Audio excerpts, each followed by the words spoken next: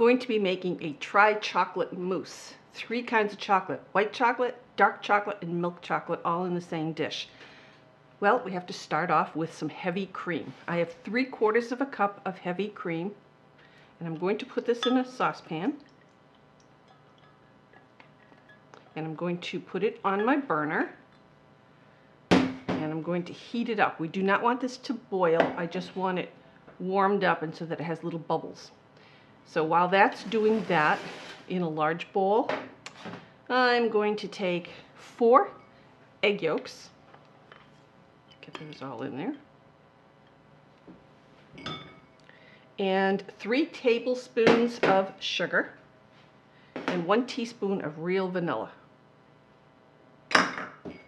And what I'm going to do is I'm going to whisk this up till it's well blended. I want to make sure there's no lumps in that sugar.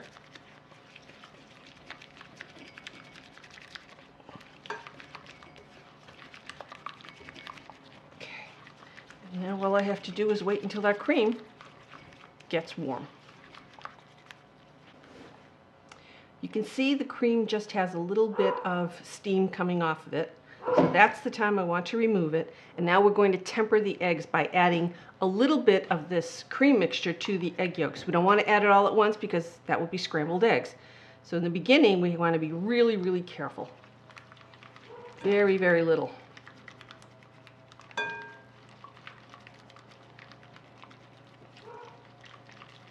And keep that whisk moving,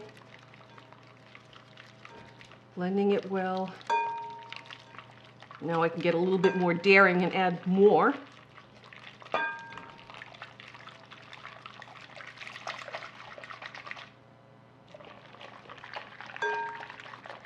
Okay, that's about blended. Now, I'm going to put this back into the pan. And we're going to cook it on our heat till it reaches approximately 160 degrees.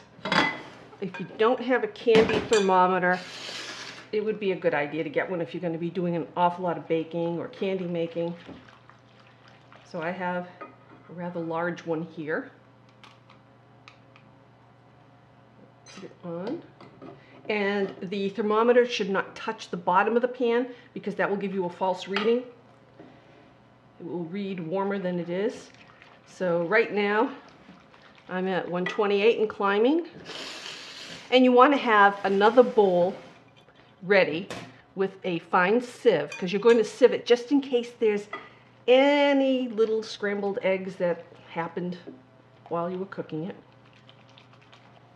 This is going very, very fast.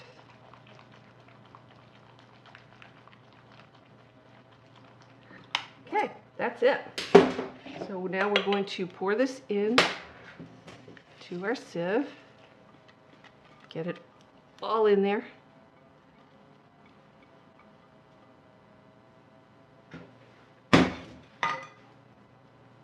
We did pretty well, no scrambled eggs. So now we need to put this off to the side and let this cool. And I'll come back in a minute and I'll show you what we're going to do with the chocolate. Now we're going to work on the chocolate for our mousse. We have those 3 chocolates I spoke about: white chocolate, milk chocolate, and dark chocolate. We need 2½ ounces of each type of chocolate. I've already measured out the milk chocolate and the white chocolate. Now I'm going to measure out the dark chocolate. I'm going to use a kitchen scale to measure out 2½ ounces. If you don't have a kitchen scale, you can just sort of guess by taking a bag of chocolate bits, which is 12 ounces, and just kind of saying, well, this looks like a little more than 1/6 of the bag. So on my scale, I'm going to put a bowl, and the bowl has weight. So I'm now reading 5 7/8 ounces. So there's a little trick here. You press a button, and it's called tearing the scale, which takes away the weight of what's on it. So now it does not recognize the weight of the bowl. It will just recognize what I put into the bowl. So I'm going to measure out 2½ ounces. That's about right.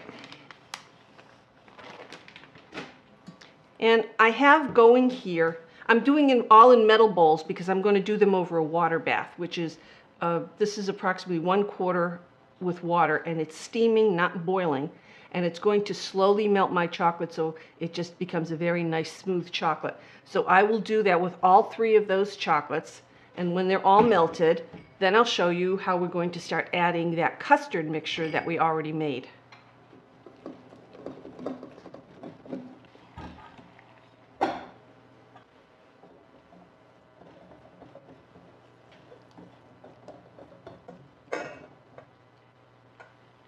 All 3 chocolates are now melted. So what I want to do is into each different chocolate, I want to pour about 1/3 of this custard mixture.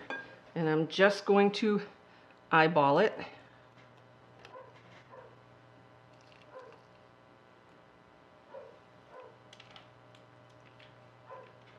Okay. Now just mix them up thoroughly.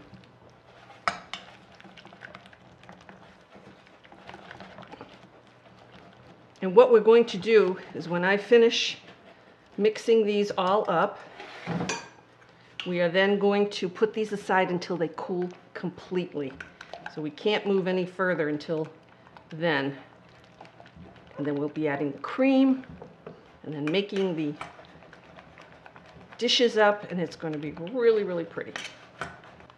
And then lastly, the dark chocolate.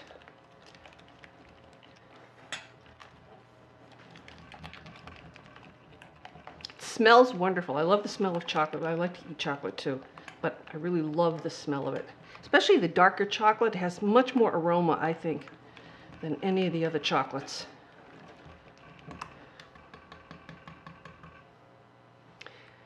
And that's it. Now we just have to wait until these cool to room temperature, and then we can proceed. The 3 chocolates are now cooled down, so I'm going to proceed with the recipe. And I have here 1 1.5 cups of heavy whipping cream.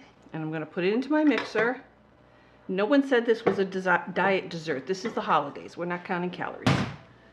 And we're going to whip these until we get peaks. Not necessarily stiff peaks, but soft peaks. All right, that's pretty good. Soft peaks, not stiff peaks. Now what we're going to do is take about 1/3 of this and put it into each of the different chocolates. 1 for the white, 1 for the dark, 1 for the milk.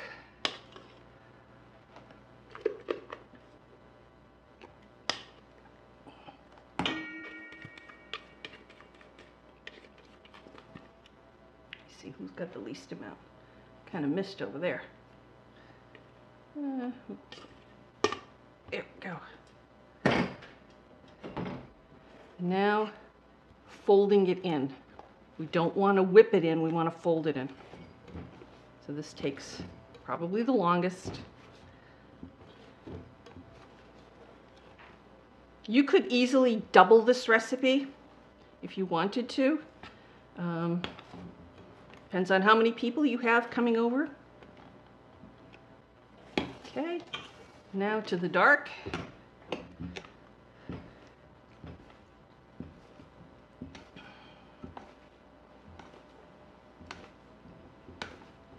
It's just cutting in and you're turning the bowl the whole time.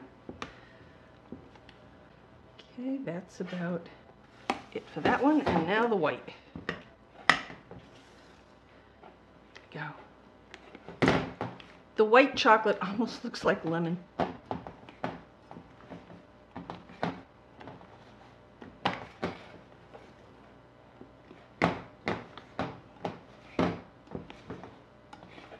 You can make this dessert like I'm doing now. We're going to put it into our dishes, and then you're going to refrigerate it for at least 2 hours. But you could make this up to 1 day ahead. So if you're having guests on Christmas Day, for instance, or whatever, you can make it the day before. Okay, this out of the way. Let's get our pretty dishes. I have some very pretty individual trifle dishes. if you don't have to get these. You could do this in a wine glass or just a pretty, any kind of glass that you must have. So,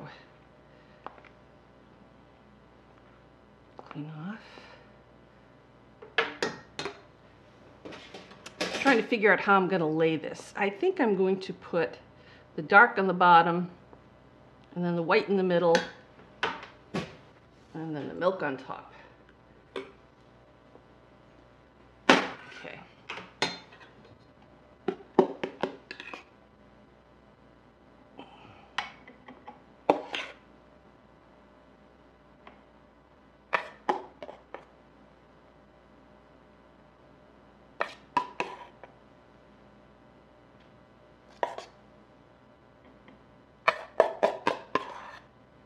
I think I almost had enough here for 5, but I don't have a 5th dish out, so I guess I'll just have to eat all the leftovers in the dish. I'm sure I'll have some help. Now the white, and don't try to push it in there. You want it to stay on its own as its own stripe, so you don't want it to mix in with the other one.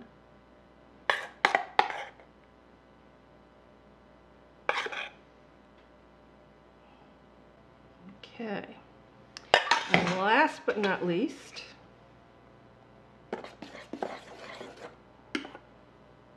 milk.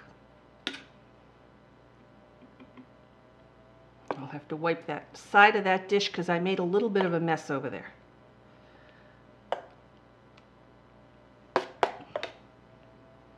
Now, these look pretty just the way they are, and I'm going to put them in the refrigerator to set. But before I do serve them, I want to garnish them, and I'm going to garnish them now because I don't have time to wait. Or you don't have time to wait for me.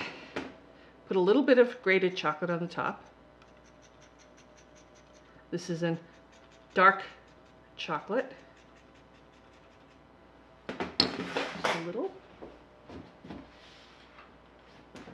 And what I also did is I made some candied cranberries. I didn't do it on the program. The recipe will be with this recipe on the website.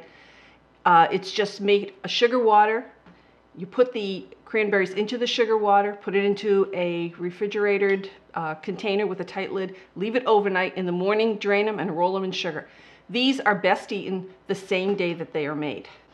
I have some candied orange peel and lemon peel, and these are done a little bit differently. This recipe will also be on the website. These you can keep in a Ziploc bag for a couple of weeks and they'll stay good. So into the refrigerator they go, and we'll garnish them later.